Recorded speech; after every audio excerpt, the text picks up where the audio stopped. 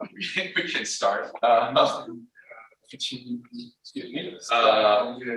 So welcome to this public lecture hosted by 21st Century China Center. This is Diego, School of Global Policy and Strategy.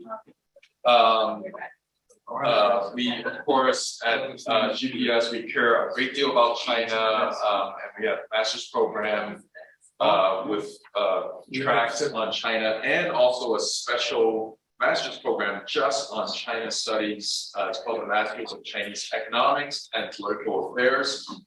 And then also UCSD is also where we have the 21st Century China Center, which is a research center and think tank based at GPS. The center's primary focus is on conducting cutting-edge research, engaging with business and policymakers, and fostering educational exchange between the U.S. and China.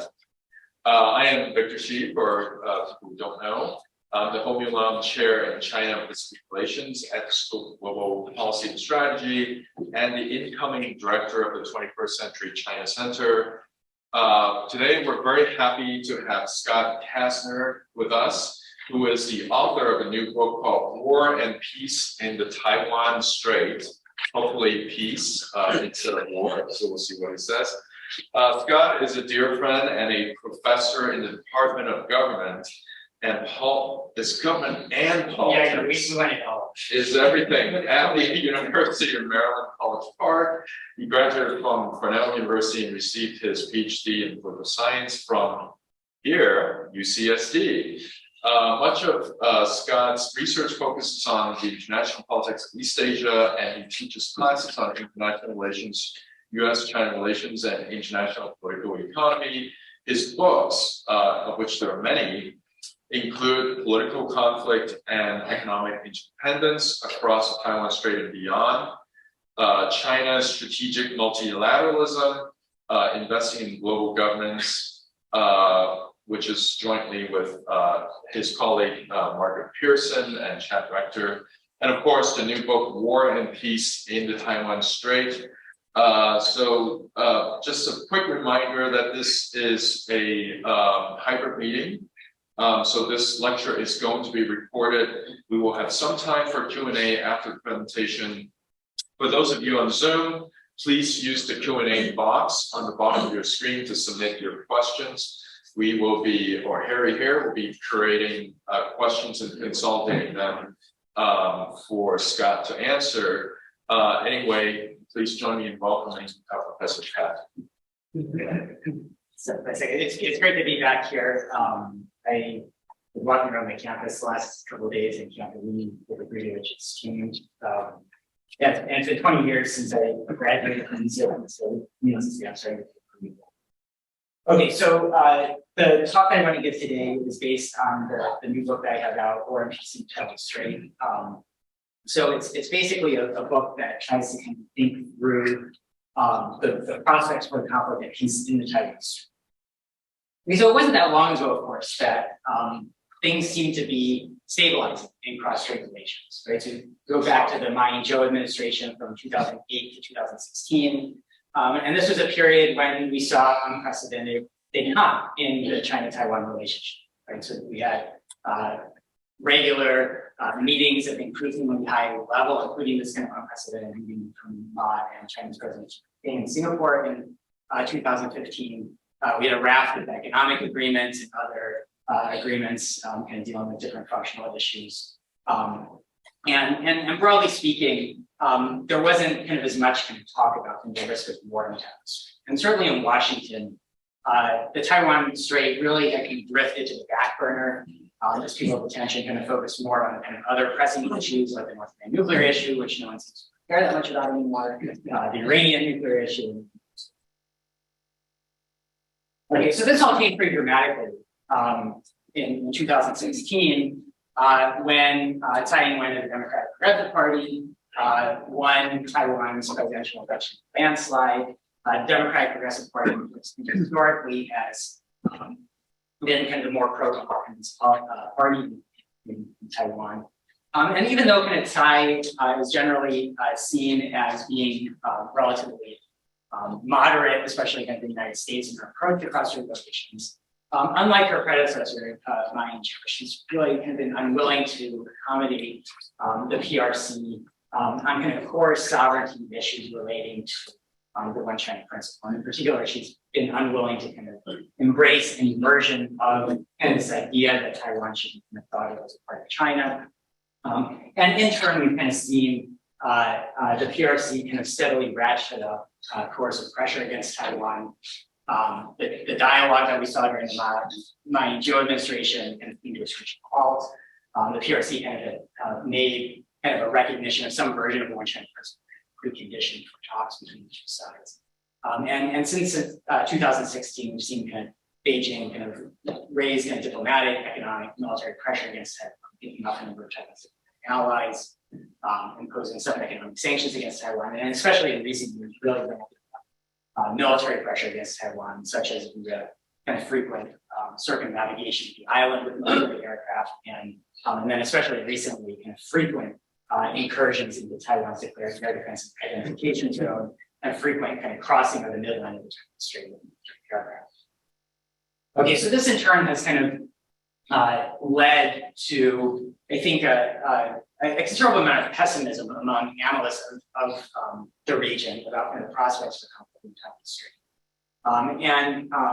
And we've certainly kind of seen it become almost kind of conventional wisdom that the risk of war over Taiwan is increasing. So this is kind of a arguably hyperbolic economist cover from a couple of years ago, describing Taiwan as the most dangerous place on Earth. And we've seen a number of current and former high-ranking U.S. officials also kind of say pretty alarming things over the past couple of years about the risk of military conflict. So this is kind of former commander of the U.S. Indo-Pacific Command, Philip Davidson, kind of referring to the possibility of war over the next 6 years in Taiwan Strait. And there have been kind of many kind of similar warnings coming from both current and former Chinese. But yet at the same time, I think it's important to note that kind of this view of kind of this increasing risk of conflict in the Taiwan Strait is something that's contested, right? And there are a number of prominent analysts of the Taiwan Strait who are more sanguine about the risk of military conflict. An article that came out a couple of years ago from 3 prominent experts on Taiwan, which includes us, who are kind of more skeptical that a war is inevitable in the Taiwan Strait. We saw a Foreign Affairs Roundtable last year that also included a number of prominent voices taking this. Okay, so the question the kind of overarching kind of motivating question of my book project is this basic question of how there should be about the possibility of armed conflict in the Taiwan Strait. And I'll just kind of preview a little bit kind of by noting that I don't actually answer this question. Rather, what I try to do in the book is to kind of think through as analytically as possible kind of how a conflict could occur. Okay, and to the degree that I do take a position on this issue, I would argue that war is a real possibility in the Taiwan Strait. It's something that should be taken very seriously. But I do think that it's far from inevitable and it probably has been in recent years. Okay, so why do we see these conflicting views on the risk of a cross-strait war? Here, I think it's important to kind of note that it's actually really difficult to assess the likelihood of conflict in the Taiwan Strait, in part because the cross-strait relationship is characterized by a number of trends and factors that have both complex and at times contradictory implications and effects on cross-strait stability. Okay, so for instance, there are a number of factors that when you can look at them and seem to be kind of pointing in the direction of an increased risk of conflict. And certainly these are some of the factors that those who are pessimistic about the risk of conflict in the Taiwan Strait point to. Foremost here is the rapidly shifting balance of military. This is just a chart that kind of shows kind of the rapid growth in PRC military spending over time, which is knows about, and kind of contrasted with relative stasis in Taiwan's military spending, which we could actually go back, a couple more decades. See relative lack of change in resources in Taiwan devotes to military spending. So clearly, and this is obviously kind of a crude indicator of the military balance of power, but even if you kind of look more qualitative, it's clear that there's been a pretty pretty sharp shift in recent years. And certainly, military experts are increasingly worried about the ability of the United States to intervene effectively in the event of a conflict. Right, and so many kind of point to this as and reason to be concerned as it these kind of shifts in the military balance of power may be in some sense incentivize Beijing to act on this issue.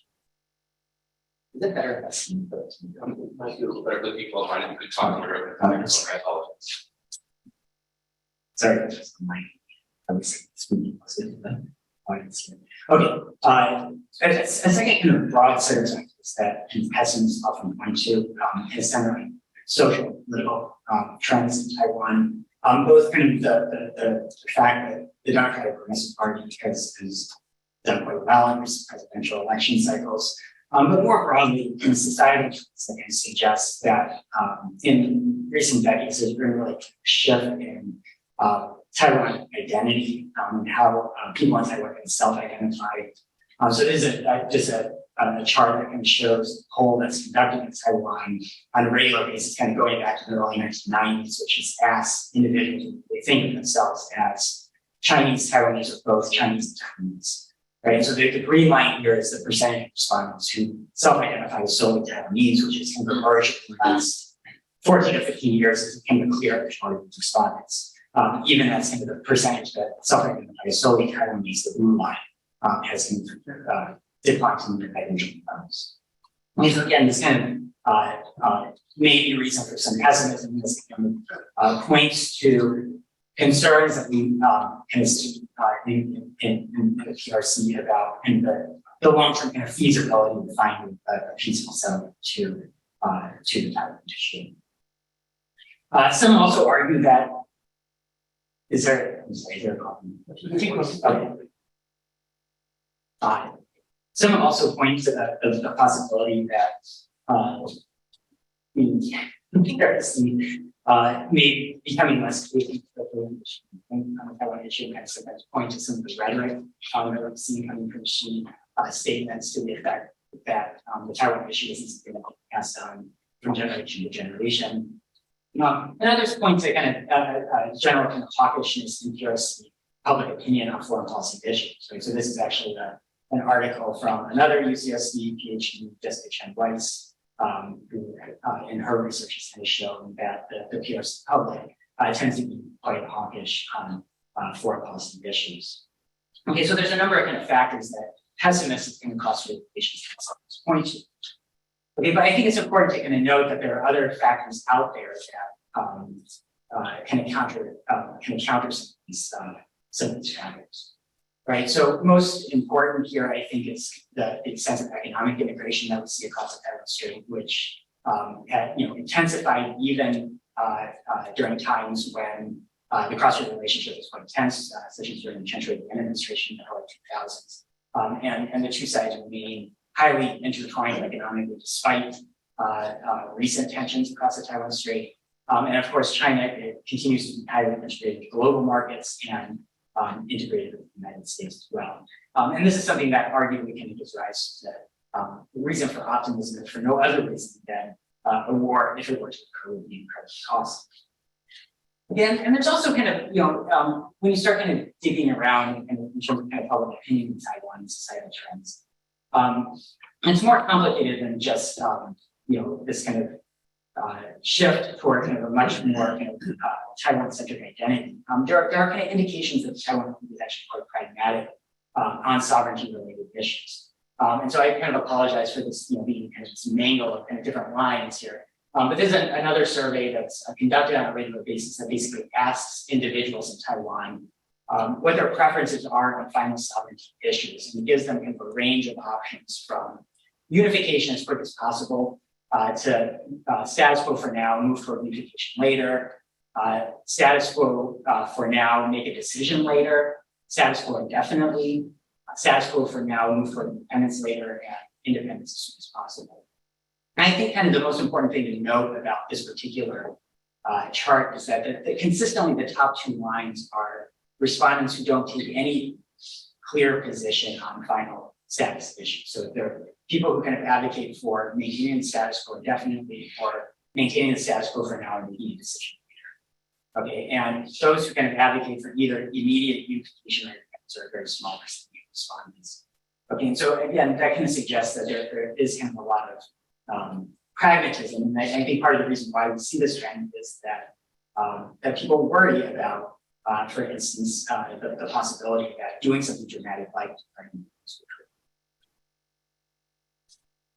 okay, so given these kind of complex trends, I kind of argue in the book that it's important to kind of take an analytical approach and like try to think through the causal processes through which cross-strait conflict could occur in the first place. And so I can begin by noting that both China and Taiwan have kind of a mix of revisionist and status quo preferences relating to Taiwan and Taiwan's sovereign status. Okay, and so from China's perspective, China has kind of this clearly has kind of what everyone can recognize revisionist goal of kind of seeking formal unification with the United. But China often kind of frames its actions toward Taiwan around status quo of preventing Taiwan independence and for preventing kind of moves by Taiwan. Again, so it's kind of a mix of kind of both wanting to stop Taiwan from moving in the direction of Taiwan independence, but also kind of seeking progress in this goal of national unification. And Taiwan, for its part, has this kind of clear status quo goal of wanting to avoid being coerced into formal unification. Right, but there's also kind of a widely shared kind of view in Taiwan that Taiwan should have more international space, and many on the island have more revisionist preferences. Many could ideally would like to see formal independence from now. Okay, and so this in turn kind of opens the door to two kind of broad pathways to conflict.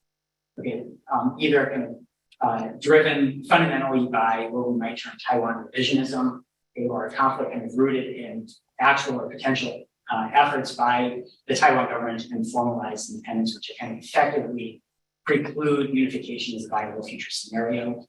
And then kind of a second kind of broad path to conflict kind of centered on Chinese revisionism, where conflict will be rooted in efforts by the PRC to realize its own revisionist preference of formal unification. Okay, so in trying to kind of think through these kind of pathways in a little bit more detail, in the book I outline a very kind of stylized model of the cross-strait relationship, which kind of draws from kind of some of the bargaining models of war that literature. So in the model, I kind of think of kind of the key issue in dispute in the cross-strait relationship is basically being Taiwan's sovereign status. And I conceptualize that status, again, in stylized ways. It's lying on a continuum, ranging from formal unification on one end and formal independence on the other. And clearly, formal unification being China's ideal outcome. And for simplicity, I just kind of assume that independence is Taiwan's ideal outcome, though kind of recognizing that this is very much contested within Taiwan. Okay, and I kind of conceptualize the status quo as lying somewhere between these two extremes, and just to note further, the status quo moves over time. So clearly, Taiwan enjoys de facto independence, but it lacks international legal recognition and so forth. Okay, and I assume that if the two sides were to fight a war, that this would kind of result in some new outcome relating to Taiwan's status.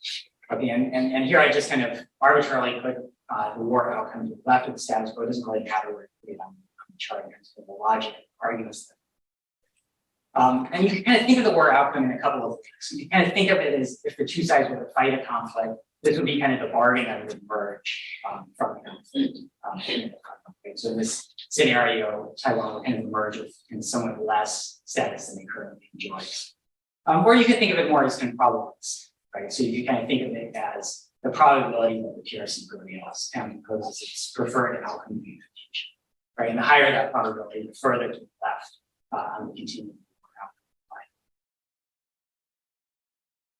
Okay, both sides clearly would pay costs associated with war. I think it's why we recognize that if a war were to occur in the Taiwan Strait, it would be a catastrophe. And these costs are going to detract from the utility that each side gets from the war. Right. So Taiwan's war utility isn't going to lie at point W. It's going to lie kind of somewhere further away from Taiwan ideal, right? At point outcome T on this continuum. And likewise, China's war utility is going to lie further away from its ideal outcome of unification once you take those costs into account. And I've labeled that outcome point R. So this is basically China's war utility. And the reason I label it point R is you could basically think of this as China's revergent point, and the point where it's indifferent between accepting a status quo or pursuing war to try to achieve a better outcome. Or you could also think of it as another R, as basically China's red. Right? And so as long as the status quo resides to the left of point R, China in this kind of stylized model prefers that status quo over achieving power. Okay, so when kind of thinking about a war rooted in Taiwan revisions, one straightforward kind of possibility kind of relating to this model, right, is that you have a Taiwan government that's basically unhappy with the location status quo, right, and basically does things to try to redefine that status quo to the right on this continuum, potentially crossing China's red line under a trade response.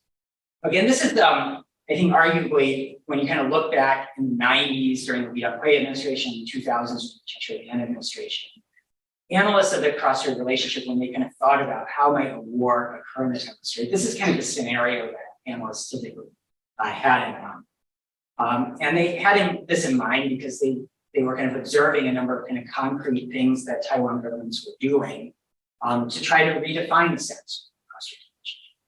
Right? So things like trying to raise Taiwan's international profile, right? So this is Lee visiting his alma mater, Cornell University, in 1995, and then pretty unprecedented trip, and still unprecedented to the extent that Lee wasn't transiting the U.S. and going to some third location.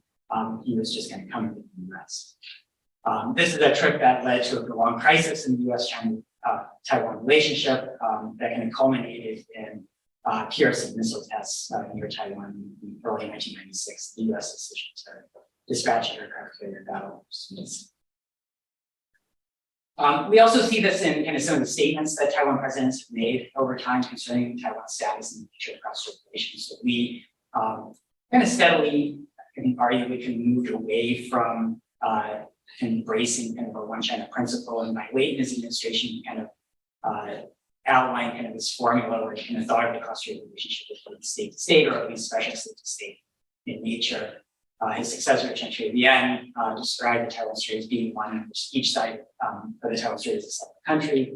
And even kind of current president Tsai has kind of defined the cross-strait relationship as such that Taiwan is an independent country already, and problems. Again, especially during the Chen Shui-bian administration, there were kind of a number of kind of more symbolic steps taken to, if you will, de-sinify Taiwan or to downplay its linkages to China and highlight its otherness from China. So we saw this, especially in kind of the renaming of state entities. For instance, the China Post, where the post office was renamed Taiwan Post during the Chen administration. Taiwan was added in English to cover the ROC passport.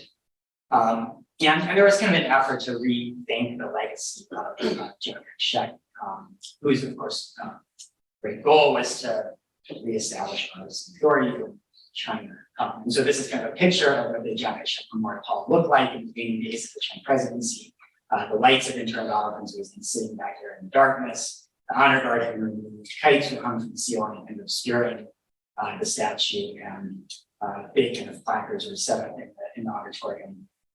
With big kind of pictures, mostly of Taiwan's democratization. So you can kind of think of the scenario as being one where there's kind of an effort by Taiwan to redefine the status quo and move it closer to the independence continuum. And again, right, if the status quo were to cross to the right point R, that would trigger in this model a military response. Now, it's important to note that I think it's pretty obvious that no Taiwan leader would do this intentionally.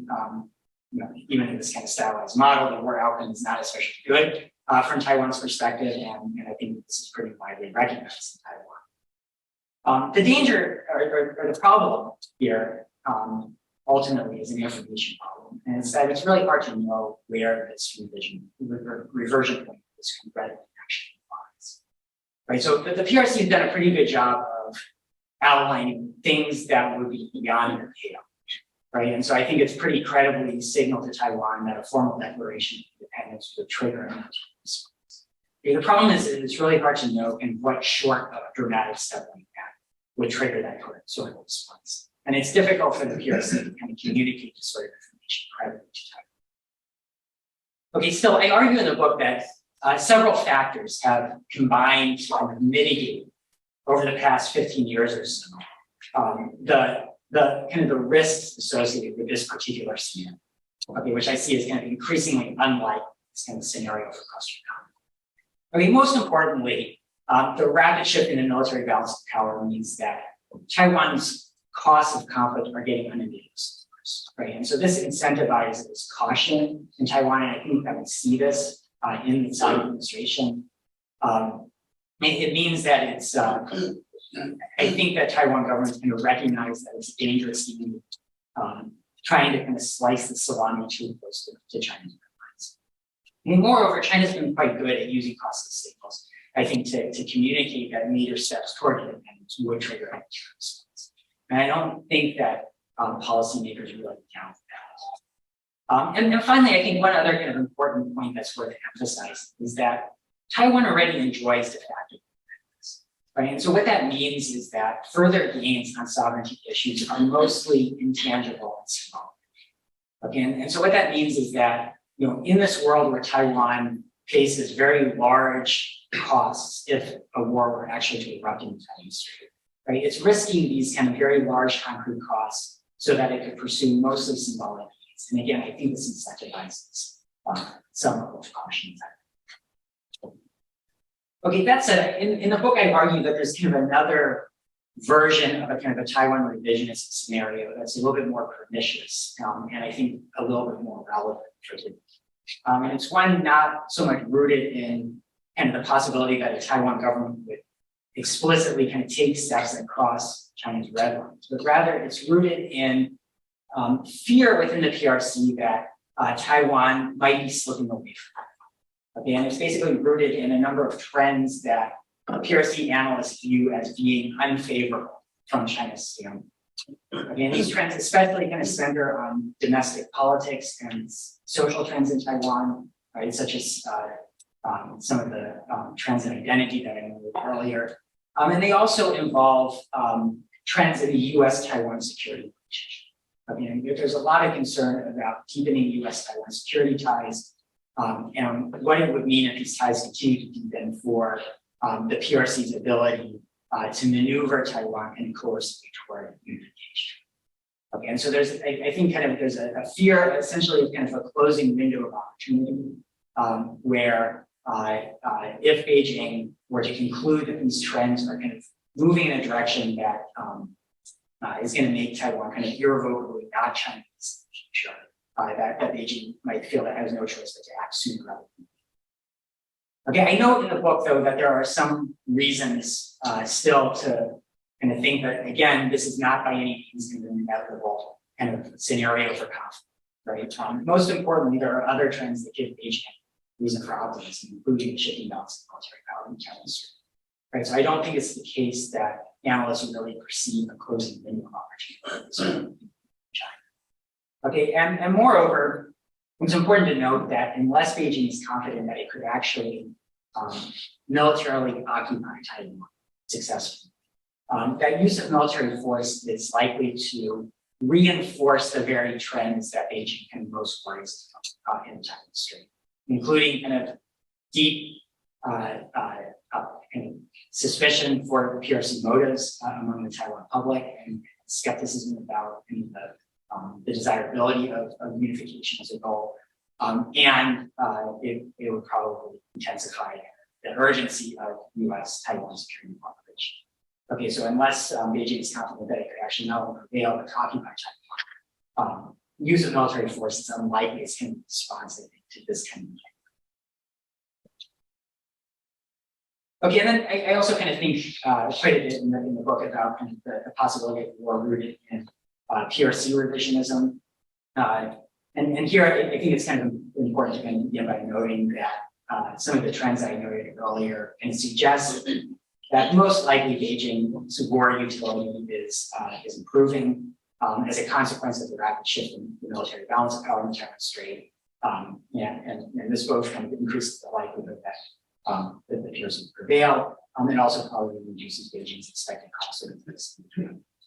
Okay, so to the degree that that's the case, and that Beijing's war utility actually is improving, it implies that that the red line in this kind of stylized model is shifting to the left, right? And so then the question becomes, what happens if we get to a world where China's red line starts to kind of approach or possibly even cross the current status? And clearly, this is the scenario that analysts in Washington and Taiwan are worried about today, when they're thinking about the prospects for conflict in Taiwan Strait. And once the red line shifts to the left of the status quo, then we're in a world, of course, where China prefers to initiate conflict rather than accept the continuation of that status quo. Now, it's important to note that that doesn't imply that there will be a war, right? If China's war utility is shifting to the point where the status quo is unsustainable, then we would expect that Taiwan potentially would bargain, right, rather than accept that it's doomed, right? And so there will be kind of incentives for Taiwan to accommodate to this new reality. Okay, and a number of scholars have kind of made this one. John Mearsheimer, kind of the most prominent, I think, about a decade ago. He wrote this kind of provocative, attention-getting article, as well as that's kind of new, right? In the national interest, saying goodbye to Taiwan. And apparently, he gave a talk in this regard. Wasn't especially well received. And he basically makes this argument, right, that the kind of shift in the balance of military power in the region is basically creating a situation where Taiwan's de facto independence is unsustainable, and Taiwan has no choice but to accommodate the PRC and just accept that it's going to be outcome. Okay, I argue in the book that this outcome is really, and there are a number of kind of factors that make it really hard for accommodation to occur in the shadow of shifting balance of military power in the Taiwan Strait. Okay, and here I just kind of outline kind of a few of the reasons why I think accommodation is unlikely. It's really hard for the PRC to signal credibly, right, when it's kind of lived with the status quo for decades that it's now prepared to fight a war to change that status quo. There's very little support for accommodating the PRC beyond very kind of basic things like perhaps endorsing the version of China principle in the form of consensus, but certainly one country, two systems is a non-starter in most of the public. In the book, I really emphasize a number of thorny credible commitment problems that are likely to exist in the context of the shifting balance of military power in the Taiwan Strait. Here, I think most important is that any concessions that Taiwan makes on sovereignty issues are likely to further erode Taiwan's future bargaining power. It's kind of a scenario that theorists like Fearon have kind of described as a dynamic commitment problem. How might this occur? Well, imagine that Taiwan starts to kind of move toward accommodating the PRC, even on a relatively basic level. You're in Washington and you're observing this. You're thinking about selling arms to Taiwan. At the advanced stage, you're thinking about a security cooperation with Taiwan.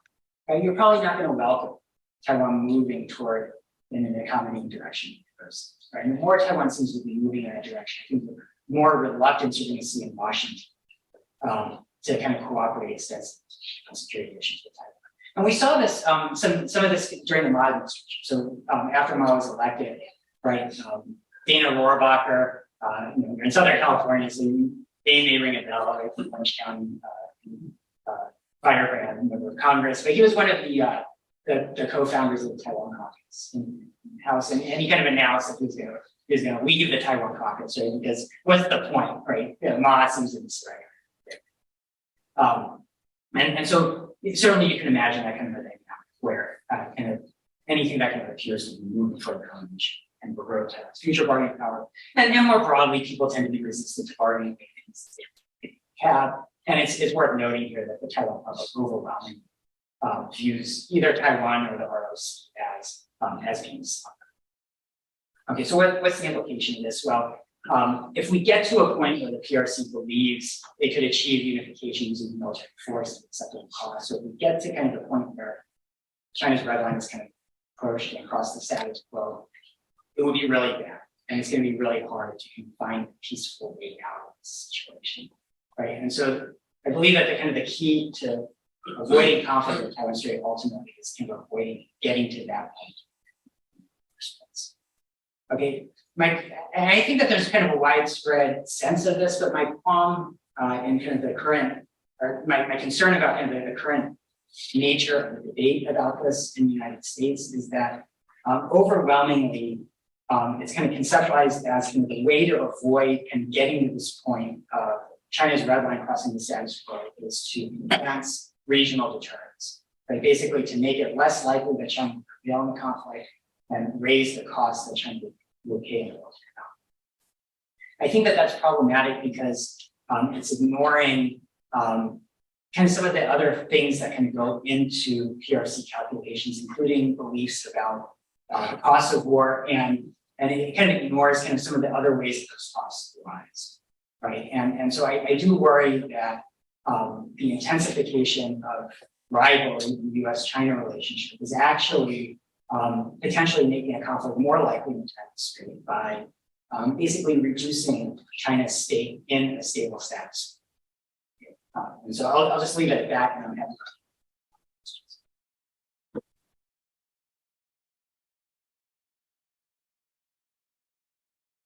I guess I'll ask the first question and then I'll direct traffic a little bit here. So my question is, so I agree, well, first of all, I love the bargaining framework, some of it dabbles a little bit in game theory.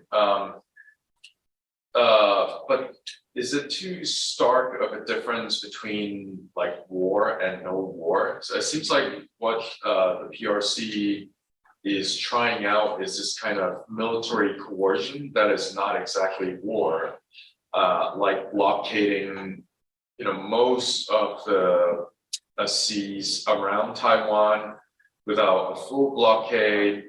How does that affect public opinion in Taiwan? And if China were to intensify this kind of non-war military coercion, would they in a way get away with it? Because what you're saying here is like, actual coercion, military coercion is not going to work and all that kind of stuff. But like, if it's short of war, then there's a lot less risk of a U.S. intervention. At the same time, it would still put a lot of pressure on the Taiwanese leadership. Would that change your calculus at all? Yeah, no, I think it's a good question. I think you're right that, so in the book, I'm mostly focused laser-like on thinking about this big kind of scenario, right, that people worry about, right, which is how would it work, right? The PRC certainly has many tools in its toolkit, and part of the reason why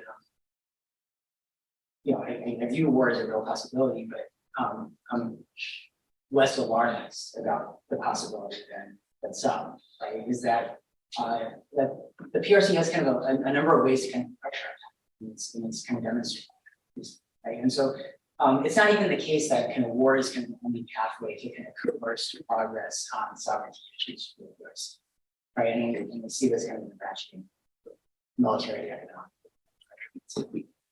I do think it's really hard, though, to coerce, right, short of something much more dramatic than what we're seeing, to actually coerce Taiwan into kind of yielding ground, real ground, right? That it's one thing to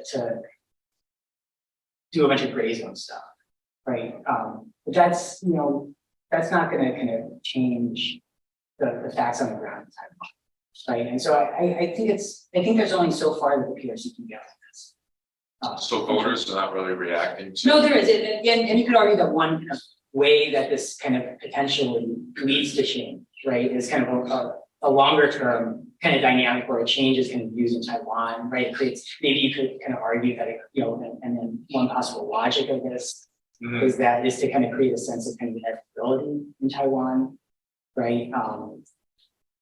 And so you could imagine it kind of feeding into voters' concerns, and I think presidential elections are interesting. You can see what happens, right? Yeah, but I think in terms of like actually kind of coercing like a current Taiwan president to kind of change course, right? Like change, or the Tsai administration, there's kind of limited ability to do that. Don. So started to touch on the third player in this scenario, which is the U.S. And I wonder your perspective on what the U.S. does or even says, putting aside whether Taiwan says we're independent, as I think President Tsai has already done, but how does that play in this scenario? I can see China being, I'll use the word provoked, to a further point than they've been already. And my second question was how if at all do you think the semiconductor issue plays in this scenario? So on the US, yes, so in the stylized model, like I kind of abstract a little bit away, right? Instead of making a 3-player model, like I kind of treat kind of the US as kind of like basically US actions is like a parameter that kind of affects things like cost of conflict. But obviously, the US is central, right? And yes, like, and particularly when kind of thinking about what I kind of describe as this kind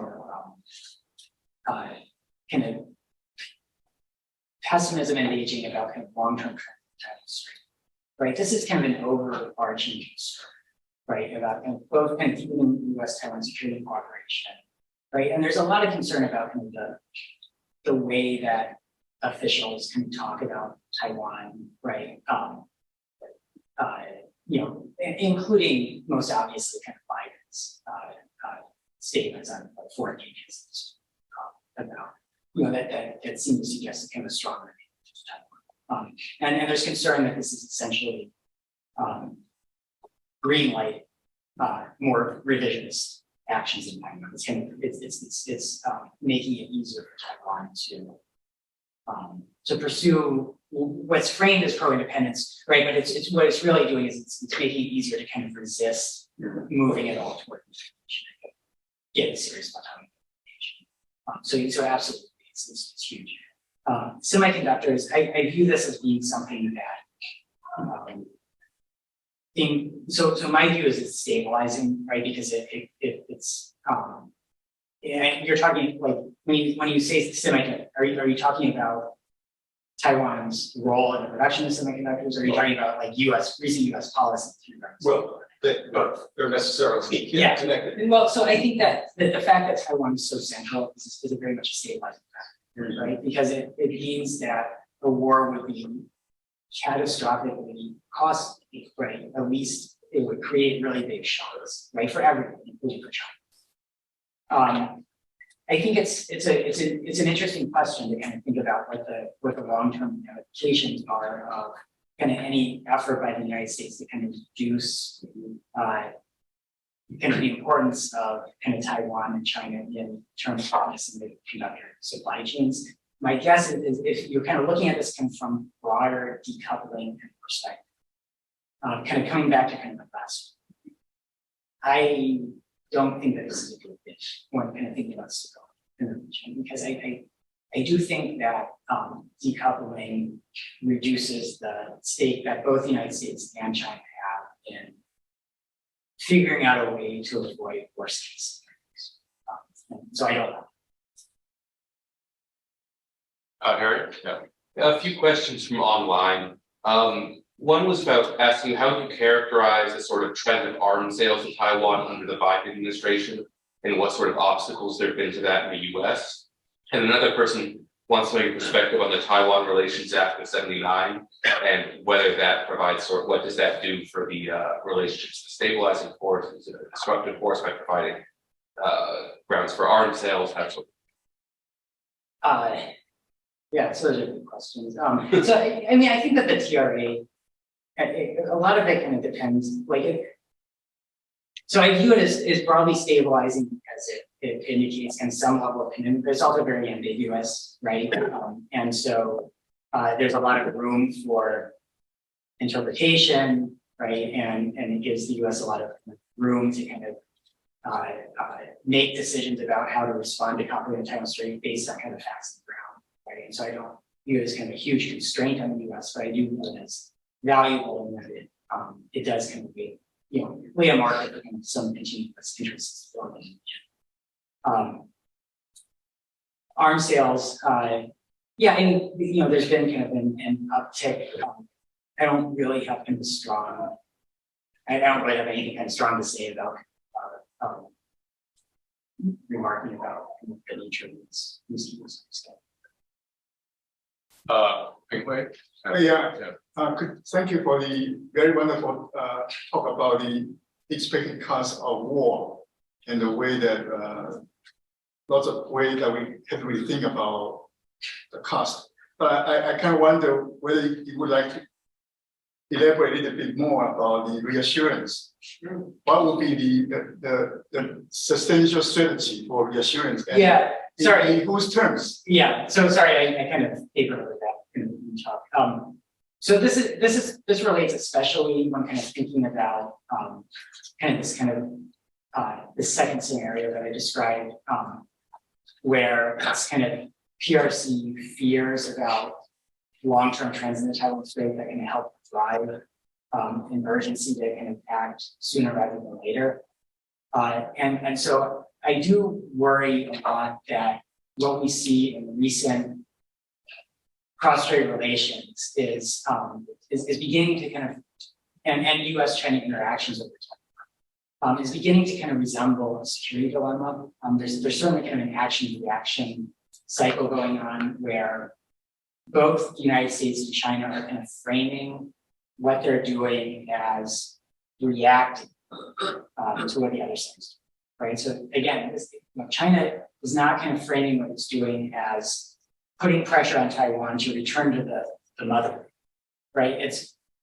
It's framing what it's doing as kind of stopping Taiwan independence. That's kind of vetted by the United States, right? And it kind of frames the need to engage in large-scale military exercises in response to things like the Pelosi visit to Taiwan, right? And so forth. The United States also frames what it's doing in Taiwan Strait in response to the PRC and PRC, PRC military modernization, right? And so if you look at some of the so the U.S.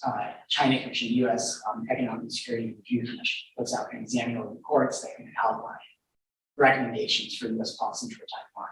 Right, and it tends to be on the hawkish end of the spectrum in the U.S., right? But and they tend to kind of advocate strong measures to kind of increase U.S.-Taiwan security cooperation, right? But those are generally in recent years framed as necessary because of what the PRC is doing, and because of kind of the increase in military pressure. And so I do worry about this kind of action-reaction.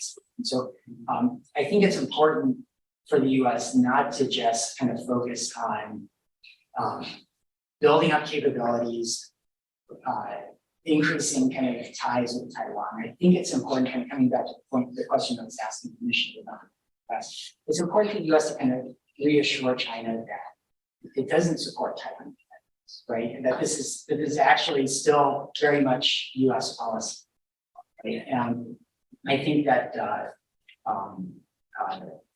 so I do think that there needs to be kind of more reassurance about kind of what kind of the U.S. is kind of seeking with regard to Taiwan, and kind of an openness with regard to kind of long-term kind of sovereignty questions. Right now, KMT just announced the new presidential candidate, who is very mild and also eager to talk. Yeah. Is that reassuring? From China's Well, perspective, China or and from US. US perspective? From whose perspective? Yeah, No, are you asking about from China's perspective? oh, yeah, from China's perspective. Yeah. So I think it's both reassuring and worrisome to the like the more it kind of departs from the Ma era policy, right? It's worrisome because it suggests that even a KMT is kind of moving away, right, from being amenable to even any sort of kind of common ground with the US, right? So that would be worrisome. But I think that if he says something, right, like gives the PRC something, he'd be much preferable to the DPP from Beijing. So certainly kind of if that's what it takes to defeat Beijing, that's just my opinion. Oh, right, yeah. So I have actually two questions, they're somewhat related, but I didn't resolve that anyway. One is, how do you evaluate the current US strategy of ambiguity in light of your frame? Because one way of thinking, you back here, oh, I could restate it. either of you. okay, so Thank you. the question is, the current US strategy of ambiguity, how would you evaluate that in light of your framing? Because one way of thinking about it is to increase the expected cost of war, you make it absolutely clear that if the PRC is going to attack Taiwan, US will intervene, right? But rather, you told him that, make it ambiguous. Wouldn't that be kind of lessen the cost of war, the expected cost of war? That's one question. But it's related to this question of you referenced this problem of credible information, credible sort of red line, where the Chinese red line is at. The same problem exists for the US and for Taiwan, right? How does your model work the problem of misperception into your framework? That is, could these two parties sort of sleepwalk into it because of the credit information? Yeah. So definitely. So just did you hear those questions? Okay. Yes. Okay. Thank you. Sure. So to kind of answer the second question first, yeah, I think that information, right, and the danger of misperception is really high, right, in all of the, right, in both kind of broad kind of war kind of scenarios, or both kind of a Taiwan revisionist kind of scenario, right, where there's kind of an inability to kind of discern exactly where China's bottom line is lying, right, and in terms of kind of the flip side, I think it's really hard for the PRC to be credible threats and hard because it's hard for the PRC to credibly say not just where its red line is, but that its red line is going to shift into the next spot, right? And so yes, so information is central, right? And I think that the credible commitment problems I described are more pernicious, especially with regard to kind of Chinese revisionism scenarios, right? But information is there. Regarding ambiguity in US policy, so my take on this is that this debate over ambiguity has kind of become almost kind of a false debate. And the reason for that is that the PRC assumes that the US is going to and so I don't think that the US, by being more or less explicit about this, is actually changing the needle in terms of kind of thinking about Beijing's assessment of likely US behavior, right? And in turn, I don't think it's actually enhancing deterrence, right? So I don't think that, right? So you have various experts publishing op-eds bemoaning the continued ambiguity in US policy and how this is shooting US credibility,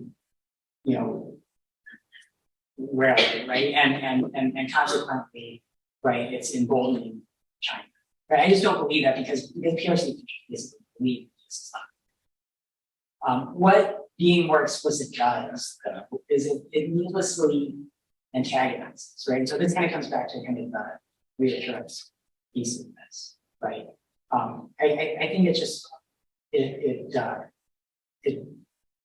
it makes this kind of more front and center. It makes it necessitates taking, responding strongly, right? Because leaders don't want to appear weak to domestic or international audiences, right? And so it unnecessarily provokes without actually getting any international return, right? And this is kind of more generally kind of coming back to the kind of earlier point about reassurance.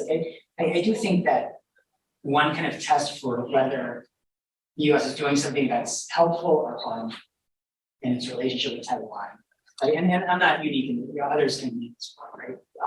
Is to just kind of look at, right, like what's the tangible benefit in terms of kind of the added security that's being generated by action X versus, right, to what degree is this kind of just symbolic, right, and not kind of accomplishing anything tangible, but it's provoking, right? And the more that something is in the latter, right, the more it's probably seen with the United States. Right, let's get some from students. Yeah, go ahead. I just wanted to ask, so given like your recommendations for reassurance and increasing the Jersey state stable status quo, do you view U.S. domestic political trends as surmountable? Do I view U.S. domestic trends as Surmountable in terms of like implementing those recommendations? No, so sorry. Like I'm not pessimistic. I'm not optimistic at all. Sorry, right, about this kind of piece, right? So I feel like it's a little bit of a lost cause. Like I want to make this point. I think it's the right point to make, but it's not getting a lot of traction. There's not really like, and you see this just with basic things like the Trump tariffs, right? Like there's zero like interest in moving on just because of the politics, right? And so I do think, but I do think that it's possible. So are we going to get to a point where things are going to be rosy in U.S.-China relations? No, probably not. But I do think that at the margins, like leaders can make it more or less bad, right? And I'd like to see it be less bad. I guess that would be how Fang Shi, go ahead. Yeah. Thank you for offering this talk. I think my question is twofold. So the first part of that is how do you assess the demonstration effect of the Ukraine war? Because I think that demonstrates two parts of that. One part is democratic countries or real war can happen in a large scale. So that's a how a conventional war can fight. But the second part of this question is that the modern warfare is fighting in a very different way. So it can come with like precision strike. So we're not talking about war. It's not necessarily the Hiroshima kind of stuff, not Michael Bay movie that bombing there, bombing here. We are talking about small holes, very limited destruction in cities. So in that way, probably after observing this, the public opinion can have higher tolerance about war because they can perceive war with lower cost. So on that side, how would you square with like this different interaction of demonstration of big war and higher tolerance of cost? Yeah, so it's a very good question. So I'm personally like a little bit reluctant to kind of make broad or to draw broad conclusions about kind of the implications of the war in Ukraine for kind of different Taiwan scenarios, just because there's so many differences. And I think it's really hard to kind of infer from the war in Ukraine to what a war would actually look like in Taiwan. Certainly there would be kind of a primary blockade, right? And so just, the US would face very difficult challenges in trying to supply Taiwan and things like this, right? A lot of it would be more kind of naval kind of standoff. So, I mean, I can kind of see, broadly speaking, kind of a couple, right? So on the one hand, like if we're going to draw conclusions or implications from the war or inference, right? Like, on the one hand, yeah, I think you're right that that it perhaps kind of demonstrates kind of that you can have a war, right? That's fought kind of at, even a war that's basically kind of a war of aggression in the case of Ukraine, right? It's still within limits, right? And there's kind of limits to how far Russia is going to go to actually create havoc and destruction in Ukraine, right? Like it's going to go pretty far, but there are limits, right? And there's limits in terms of kind of NATO's willingness to escalate, right, and get directly involved. Okay, and so what are the implications for the cross-strait, right? Like, I mean, I don't know who that reassures more, right? Does it reassure China, right? Especially seeing kind of the reluctance of the US to kind of intervene directly in Ukraine. I'd say probably not, because I think that people also recognize that it's apples and oranges, right? And the US community to Taiwan is very different. And the way that the US would get involved in the Taiwan conflict would be very different from how it would have to get involved in the conflict. And then the US relationship with Taiwan is internal, and you can't run, right? So I don't know who would reassure you. The other kind of big kind of takeaway